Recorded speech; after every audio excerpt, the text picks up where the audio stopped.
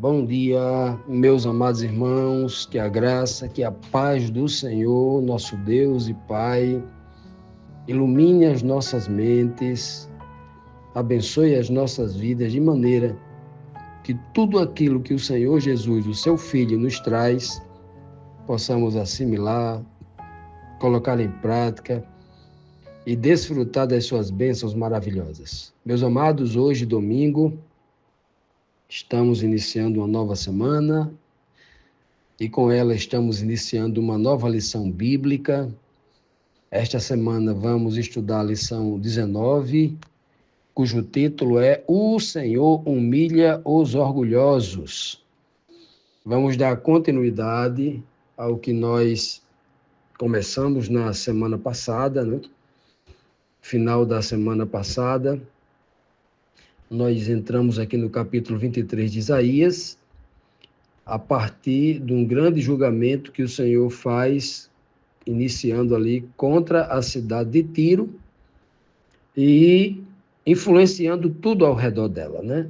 Inclusive atingindo as cidades de Sidom, Egito, Tarsis e outras cidades.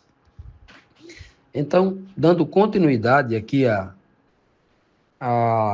as informações, as revelações que o Senhor faz no capítulo 23 de Isaías, vamos para o verso síntese. 23, versículo 9, diz assim: Foi o Senhor Todo-Poderoso que fez esses planos, a fim de humilhar os orgulhosos e rebaixar os mais poderosos do mundo. De que plano está se falando aqui? Qual a mensagem contextual deste verso aqui de Isaías capítulo 23, versículo 9? Os planos que nós vimos, desde o versículo 1, é que Deus permitiu que a cidade de Tiro fosse destruída ao ponto de todas as casas serem derrubadas e o porto ser completamente destruído, aniquilando totalmente a vida em Tiro, no sentido de que ela vivia em torno deste porto. Tiro vivia em prol, né, uma cidade muito rica financeiramente, devido ao seu comércio. Tinha um porto e esse porto recebia navios com produtos de várias partes do mundo, né, de várias cidades ali em redor do mar Mediterrâneo. Por isso se tornou uma cidade rica e se tornou orgulhosa. E aí o Senhor diz assim, olha, é por isso que foi esses planos aí de permitir, né, que Tiro fosse saqueada, destruída, queimada, né? Esse plano aí teve um objetivo. O Senhor só permitiu isso porque haviam pessoas orgulhosas lá. E Deus não admite pessoas orgulhosas. Ele fez isso a fim de humilhá-los, né? Para que eles pudessem ser rebaixados. Rebaixados, como ele faz com todos os que se julgam poderosos no mundo. O que este verso está querendo nos dizer? Que mensagem o Senhor transmite através deste verso, como uma lição, como um recado direto a todo aquele, principalmente a todo aquele que diz conhecer Deus, que diz aceitar as mensagens de Cristo? Ele está dizendo claramente que não admite homem orgulhoso, homem que se acha super poderoso. Deus não admite isso. Só ele é o Todo-Poderoso, mais ninguém. A quem ele conceder autoridade, como ele concedeu ao seu filho, exaltou a condição de Senhor, a condição de soberano sobre os reis da terra, a quem ele conceder esse poder, aí exerce essa autoridade. Mas é uma autoridade que sempre está submissa à autoridade máxima dele. Deus não admite nenhum homem soberbo na terra, orgulhoso, que acha que tem o poder, que acha que é poderoso. Então, muita gente olha para algumas pessoas no planeta, o homem mais rico do mundo é tal. Aquele homem ali tem muita influência. Aqui no Brasil tem um homem mais rico, aquele homem ali é forte. Vamos bajular aquele homem porque aquele homem é tal. E muitas vezes esses homens dizem assim, né? Eu sou o mais influente, eu sou o mais rico, eu sou o que fiz mais isso, eu sou o que tem um recorde disso, eu sou, né? Isso fica muito claro de que para Deus os dias desta pessoa, como orgulho, estão contados. Eu nunca vi ninguém dizer assim, eu serei o homem mais rico do planeta e isso acontecer. Né? Pelo contrário, a partir do dia em que ele fala isso, a partir daquele momento começa a sua derrocada. Quem tem memória boa vai olhar para a história e enxergar que houve época em que uma pessoa se tornou uma pessoa mais poderosa de uma nação e parecia que ele ia se perpetuar naquele poder, mas o seu reinado acabou. Tem prazo de validade. Se não fosse assim, o mundo estaria sendo reinado pela dinastia dos Césares, os homens mais poderosos, começando por Nabucodonosor, né? Ou o faraó ainda, voltando mais atrás, o faraó, Nabucodonosor, Alexandre o Grande, os Césares, né? Cada um deles mais poderoso do que o outro. E nos séculos mais recentes, Hitler, né? Quem diria que esse homem ia perder o poder? Depois, antes dele ainda, né, nós tínhamos aí o Napoleão Bonaparte. Quem diria que Napoleão Bonaparte iria perder o poder? Um homem super poderoso, né? E muitos outros têm se levantado como superpoderosos, ameaçando o mundo todo. Mas quem tem esse espírito, quem quebra o seu cajado, quem quebra o seu cetro e não admite que ele vá além, é quem está acima de todos os homens. É Deus. Ele deixa bem claro aqui. Isso para que você que diz que tem fé, para que você que confessa a fé verdadeira, bíblica no Deus verdadeiro e em Cristo, aprenda uma coisa. Ninguém, nenhum homem é poderoso, nenhum reino é eterno. Quem está no controle de todas as coisas é Deus. Continuando, meus amados, vamos aqui para nossa primeira pergunta, que diz assim: por que o profeta Isaías sugeriu ao povo da Fenícia fugir para a Espanha? Por quê? O Isaías 23, verso 6 diz assim: moradores da Fenícia, chorem de dor, fujam para a Espanha. Ora, a pergunta aqui é muito simples de responder, né? Por que o profeta Isaías sugeriu que os moradores da Fenícia... Quem é a Fenícia? A região de Tiro e Sidom. Era aquela região ali. Então ele está falando ainda, claro, ali do núcleo do plano da grande destruição que o Senhor está permitindo que aconteça naquela região ali, começando ali com o epicentro da questão, que é Tiro, né? Cidade de Tiro, uma cidade que se tornou muito orgulhosa por causa do seu poder financeiro, seu poder econômico, sua estrutura econômica, né? Que estava em torno do porto. O porto era o coração pulsante econômico de Tiro, né? E aí, no versículo 1 e 2, logo aqui do capítulo 23, mostra, né, diretamente onde tudo acontece. A Fenícia era justamente aquela região que ficava um pouco mais ao norte, né, ou ao noroeste da região da Galileia, onde Jesus cresceu, onde Jesus atuou bastante na companhia dos seus discípulos, em seu ministério, né, durante aqueles 3 anos e meio. iluminando aquela região, né? A região chamada de região de Zebulon. Então, essa região aí, inclusive profetizada também por Isaías aqui.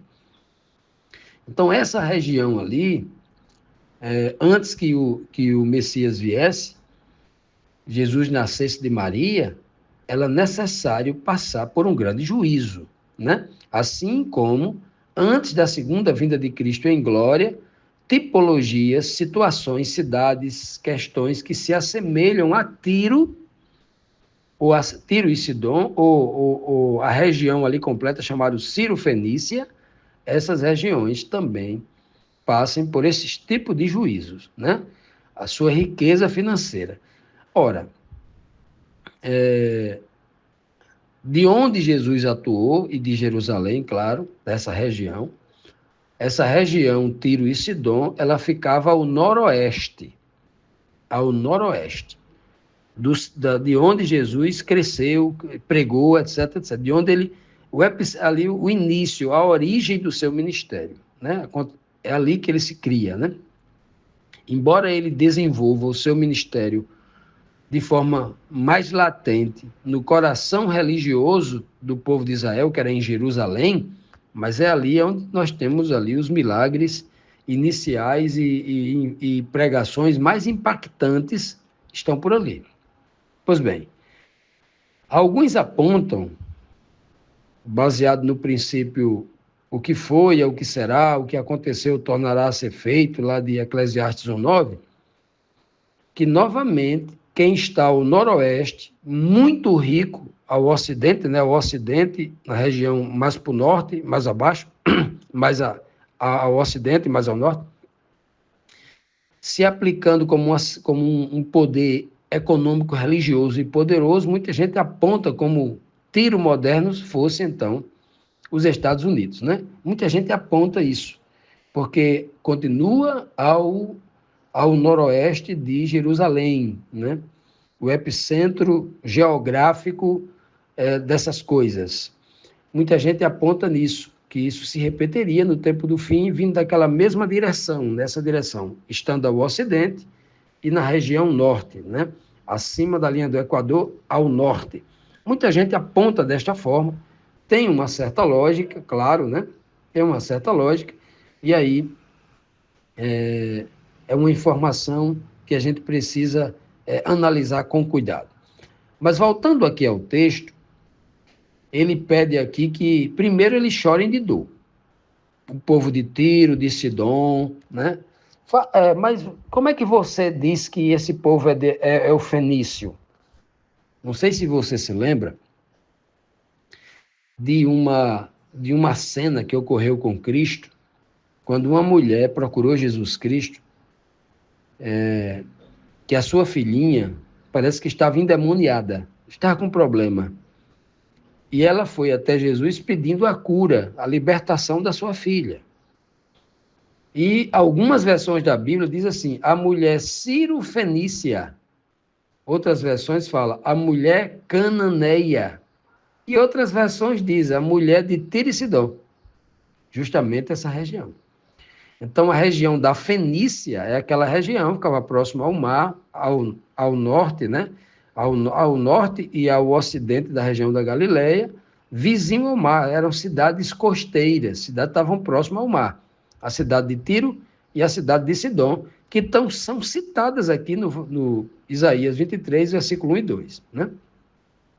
Então, meus amados, quando Isaías diz aqui que essas pessoas de Tiro e Sidom, primeiro deveriam chorar de dor, porque tudo foi destruído ali, a sua estrutura econômica, né?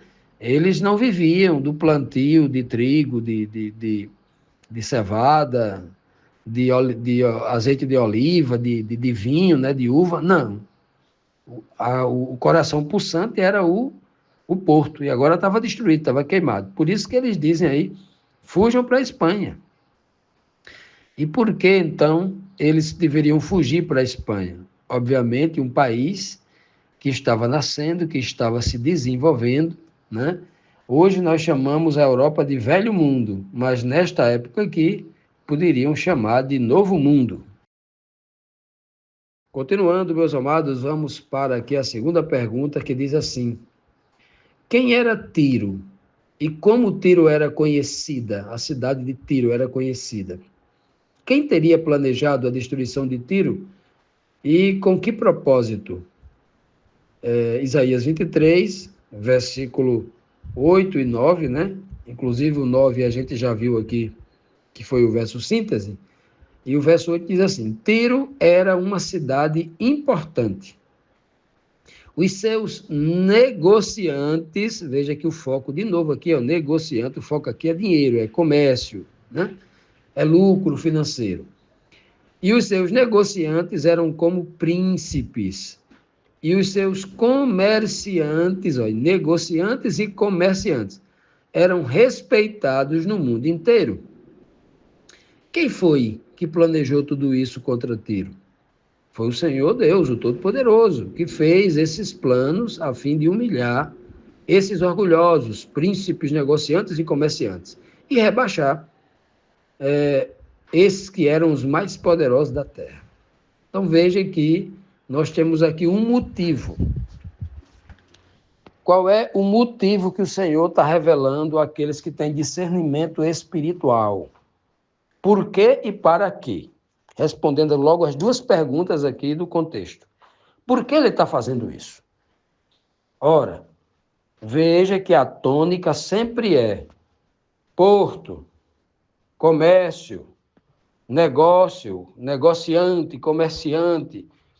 E qual é o resultado? No início do texto, né, ali versículo 1, versículo 2 e 3, ele sempre vai falar a palavra lucro. Lucro, negociante, comerciante, porto, riquezas, são termos claramente que o Senhor está dizendo para mim, de forma indireta. É a desgraça do dinheiro, é a desgraça do amor ao dinheiro, é a ganância pelo dinheiro, é o amor em querer possuir, porque aquele que tem esse tipo de coração, esse tipo de desejo, aprisionado ao dinheiro, ele quer uma coisa. Ele quer o dinheiro para dominar sobre o outro. Ele não quer dinheiro para ajudar a pessoa, o que tem amor ao dinheiro. Tem gente que tem dinheiro, mas não tem amor ao dinheiro, claro, né? E tem gente que tem um pouco de dinheiro, mas ajuda muita gente. Claro, também tem isso. Então não estamos aqui discriminando, nem julgando ninguém que tenha muito ou pouco dinheiro. Então, o texto bíblico está falando de pessoas que se deixam aprisionar por estas coisas, ok? Então, tá muito claro aqui, em todo o contexto da mensagem do capítulo 23, todo o contexto inicial, do versículo 1 até o versículo 7, deixando bem claro que o dinheiro havia cativado o coração daquele povo. E aquele povo, por ter muito dinheiro, se tornaram famosos. O dinheiro compra gente gananciosa. Os gananciosos, os cobiçosos, se aproximam de quem tem muito dinheiro. E essas pessoas que estão próximas a quem tem muito dinheiro sempre são os bajuladores, os interesseiros. São mais cobiçosos do que o próprio rico. Estão ali perto, ali, querendo que caia alguma migalha da mesa para eles pegarem. Então, sempre por trás de um homem muito poderoso, tem um monte de gente ali na sombra. Existem servos fiéis que trabalham para ele, mas existe também muitos gananciosos que estão ali só por causa do dinheiro. O próprio Senhor Jesus disse com muita clareza: aonde tiver o cadáver, ali se ajuntarão os abutres. Né? Ele deixou bem claro disso aí. Então, esses príncipes da terra lá de Tiro, né, que é uma grande tipologia, eu entendo que é uma tipologia dos ricos e poderosos modernos, né? Ora, de quem é que as nações se aproximam mais? Do país mais poderoso do mundo, que tem mais dinheiro, que pode trazer mais recursos, mais tecnologia, mais vantagem financeira, mais poder militar, mais poder tecnológico, mais poder econômico, mais poder de desenvolvimento, né? Tecnologia para plantar, para colher, tecnologia para produzir minério, tecnologia para produzir tudo, né? Avanço tecnológico das comunicações, etc. Por que é que os Estados Unidos hoje está taxando o mundo inteiro, e o mundo inteiro não tem a coragem de se juntar contra ele para taxá-lo também e isolá-lo completamente do mundo. Ninguém é doido de fazer isso, porque ele tem a dominação financeira. Os softwares, os bancos do mundo inteiro precisam manter relações com os Estados Unidos por causa de uma moeda que comanda tudo, chamada dólar. É deles, eles comandam tudo. Então, não é inteligente brigar com este povo. Não era inteligente antigamente você cortar relações com Tiro, com Sidom, na região ali. Porque como é que você iria escoar sua produção através do porto e receber coisas novas através do porto? Você não briga com esse tipo de gente. Então, esse povo, quando percebeu que eles tinham o dinheiro para construir o porto, tinham o dinheiro para comprar e vender, tinham o dinheiro para tornar pessoas submissas ao seu sistema de coisas, esse povo se orgulhou. O dinheiro tornou-se, é por isso que Jesus deixou bem claro, né? O próprio diabo, quando tentou Jesus, ele apelou para tudo que ele tinha de mais precioso na última tentação. Tudo isso te darei, se prostrados me adorarem. O dinheiro, o poder, porque com dinheiro você compra. Você compra todos os prazeres da carne, com dinheiro você compra tudo. Todos os prazeres da carne, você compra todos eles. Com dinheiro você compra fama. Com dinheiro você compra títulos. Títulos não, com dinheiro você compra a universidade toda. Com dinheiro você compra todos os doutores que ficam aos seus pés. Então, o homem que entendeu isso, ele vai passar a amar o dinheiro, ele vai eleger o dinheiro como o seu Deus. O mamon, seu Deus. Não é à toa que o Senhor está dizendo isto aqui, olha. Ele não está punindo os homens da terra, os orgulhosos, os príncipes, porque eles são príncipes, não. Porque Deus não admite que ninguém progrida, que ninguém seja sábio, que ninguém seja rico materialmente. Deus não admite. Ele quer o seu povo pobre, sofrendo debaixo de chicote. Não é isso. O Senhor não está dizendo isso. Ele está dizendo outra coisa aqui. Ele está dizendo que estes homens o renegaram, aquele que permitiu, o único dono de tudo, que permitiu que eles chegassem a isso. Agora eles estão trocando por ingratidão o Deus e agora eles estão caminhando para que eles se sintam o próprio Deus, como Todo-Poderoso. Aí você pode me questionar, mas Fábio Amaro, você tem razão no que você está dizendo? Vamos para a Bíblia, então.